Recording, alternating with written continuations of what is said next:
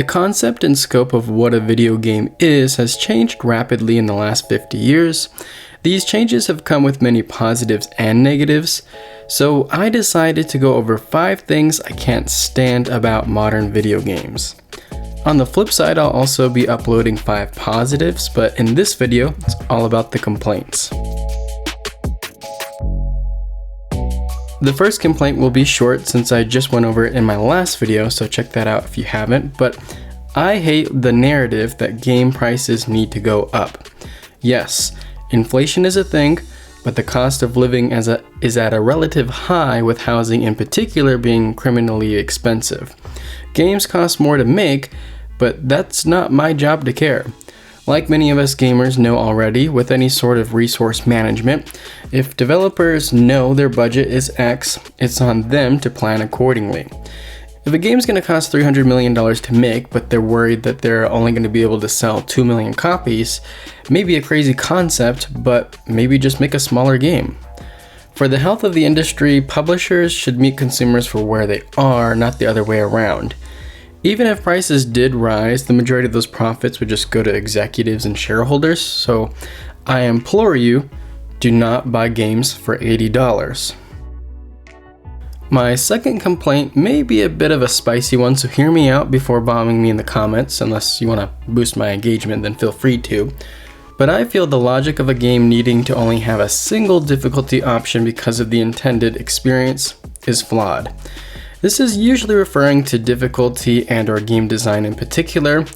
Every player goes into a game with a different level of experience and abilities, and so in its very nature of video games being interactive, there's no real way to ensure all players have an identical or even highly similar experience when it comes to difficulty and challenge. Not unique to FromSoft, but they are one of the best examples of this. FromSoft, along with other studios, don't include difficulty options largely due to the core of the gameplay being around struggling, then learning how to overcome a challenge. Great in theory, and having a super easy mode may ruin that designed experience for many, but as I mentioned, not everyone has the same abilities.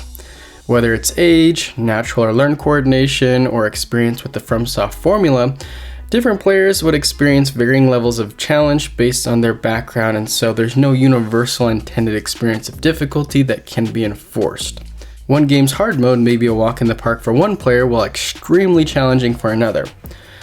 Elden Ring in particular is a great example where beyond the player's abilities, the non-linear structure and abundance of cheese really enforces my claim that there is no such thing as an intended experience, at least when it comes to difficulty. And so I can't help but ask, why is the concept of difficulty options rejected? The other pushback I hear that is more sound but still flawed in my opinion is the possibility of compromising core design by having multiple difficulty options. If a game was meticulously built around a specific difficulty, then added an additional difficulty options after the fact, that may lead to lesser optimized version of what was intended. This can and does happen, however, much like performance settings, poor implementation of an option or setting doesn't prove that offering that extra option was a bad idea, but rather shows poor optimization. We have no problem demanding detailed visuals, refined gameplay, and endless content, so I fail to see how more options on the difficulty front is unreasonable. Not every genre needs difficulty options, and not every small studio has the time and resources to spend in investing on them. However, I can't help but see many of the holes in logic to those who claim difficult action games should not have difficulty settings. The third thing I hate about modern gaming is two halves of the same coin, and that is internet dependency. This mainly takes the form in constantly needing to connect to the internet for basic access, as well as a reliance for what should be in-game information. If I bought a game that's not multiplayer, I should not need an internet connection to play it. No ifs, ands, or buts. Xbox is the worst when it comes to this, but none of the big three are great.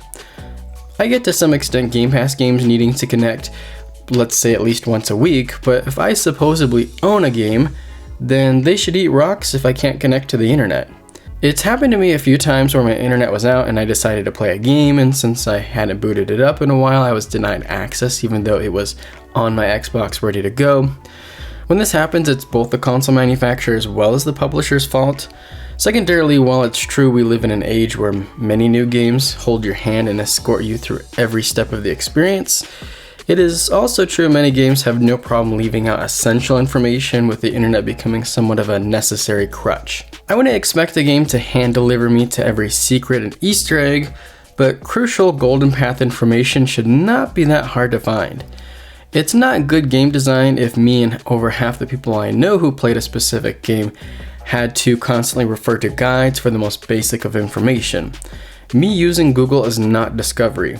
I believe older games that didn't rely on the internet struck a better balance over modern titles, where often the game would let you think for yourself while also offering all the crucial important information you would ever need within the game itself. Many games of previous generations would put more of an effort into like some sort of a dedicated tutorial section you could often find in in-game menus that was perfect for most games. This avoids the frustration of needing to look up how-tos without robbing you of discovery. I have no problem accessing a fast internet connection, however, I don't think I should have to be connected to the internet for either check-ins or basic how-to information. Some of these complaints I've mentioned may be somewhat of hot takes, but this next one I think we can all agree on, and that's games without the game. Physical and digital media have their pros and cons. With physical, you have a greater deal of ownership, peace of mind, publishers won't cut the cord to your license down the line, and in theory, just dealing with install times isn't as bad as waiting hours or days to download the latest Call of Duty. When it comes to digital, there is an extra layer of convenience to not needing to store and preserve physical media, because if you're like me, it doesn't matter how many old DS games you have of value if most of them don't work because you left them in a junk box near the hot, humid window. In modern titles, somehow we've discovered how to combine the worst aspects of both. Many games today that are sold on disc are either incomplete or completely absent of the game. You know, the whole thing that you bought the disc for. Usually this leads to you needing to download a large part of the game or all of it just to boot it up. And now you need to store the disc and insert it just to access it, so hopefully that never breaks. Nintendo Switch 2 keycards are the best, or I guess in this example, the worst culprits of this practice. In case you don't know already, keycards are cartridges, however there's nothing on them, and so you'll still need to end up inserting them while having to download the entire game that takes up internal storage space. So unless you like collecting boxes, there is zero upside to doing this versus owning a traditional cartridge with the full game or just downloading it purely digital. Recently, Patrickios was released and has blown up, but I can't help but find it kind of hilarious yet sad how the game is sold out physically everywhere and how there's such a frenzy for it, when again, there's zero reason to buy the physical version when you can just download it, because there's nothing on the cartridge. I could be wrong, but I struggle to see a future where these empty old keycard boxes are selling for hundreds on eBay. Some games being released today still have the full game on the disc or cartridge at launch, but I'm starting to get real tired of having to do the research every time I buy a game just to know if the game is in the box or not. It's only a matter of time before someone sees me screaming at a cashier, "What's in the box?" The final aspect of modern gaming today that drives me crazy is the obsession with graphical fidelity. Don't get me wrong, I love pretty games, but it comes down to prioritization. I love that games like the Forza Motor series and Horizon Forbidden West look as amazing as they do, but I think gameplay, art direction, and performance should always be prioritized first. As cool as ray tracing is, it often feels like the juice just isn't worth the squeeze for the hit it takes on performance. As I've mentioned earlier, optimized options are always good, but I feel making sure performance is up to snuff is even more important for most gamers. In the pursuit of absolute fidelity, I can't help but feel many games undervalue the importance of art direction.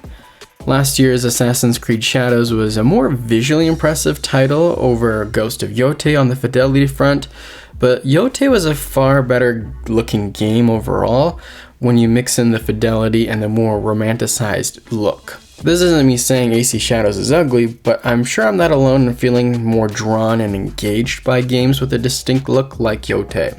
There's a lot to be impressed by in Breath of the Wild, but the art direction was a huge part of that game's identity and feel. So I hope we keep getting these ultra-realistic racing games and yada yada, but I'd love to see developers be more explorative with their visuals beyond just aiming for photorealism. On top of all that, the pursuit of hyperrealism also isn't helping these massively bloated development times and budgets. Let me know what you think of my list of complaints. I'd imagine some of these may be somewhat universal, while one or two of these may have never crossed your mind or you may even disagree on. Either way, leave your thoughts down below and I would greatly appreciate a like. As I mentioned earlier, if it's not already out, I'll be uploading a reverse list on 5 things I do love about modern gaming, so keep an eye out for that.